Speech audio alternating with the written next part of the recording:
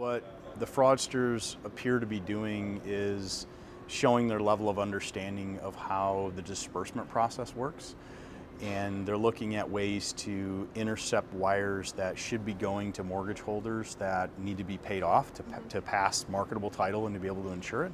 But in fact, they're either impersonating a lender or a title company that is sending the wiring information or the payoff information over to another title company. But it's an alarming trend, because they're using not only phishing and social engineering, but they're actually starting to spoof portals. Let's say you go to ABC Bank and you go to the site and you put in the information you need to pull down the actual payoff. Well, they know that, so they redirect that traffic to a spoof site. So you think you're pulling it down from ABC, you're pulling it down, it looks exactly like it, and all of a sudden fraudulent information ends up in your workflow, and then somebody activates on it. I'm predicting that just in the next 12 to 18 months, I think payoff fraud is going to dwarf the buyer side fraud, because there's so much more money that's moving on payoffs to mortgage companies than there are like seller proceeds after close.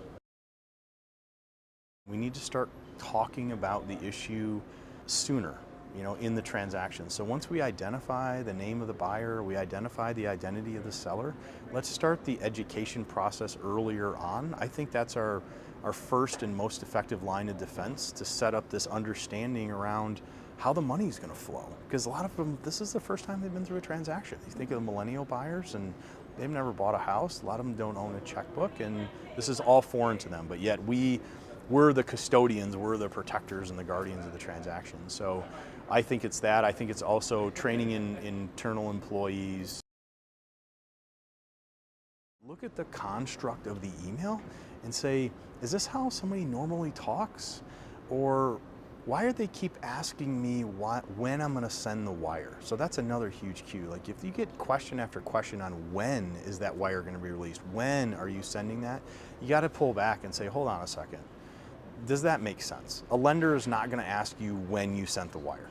That you need to act on it, quickly, and if you don't act on this, then something bad happens, right? The closing won't take place, or I won't be able to close on my replacement property, or you'll get tons of penalties, whatever it happens to be. Making sure that you have the necessary filters in for like email filtering, your firewall, so that a lot of the stuff that at a system level should be blocked is blocked. So you're only getting the ones that are really crafty and getting through.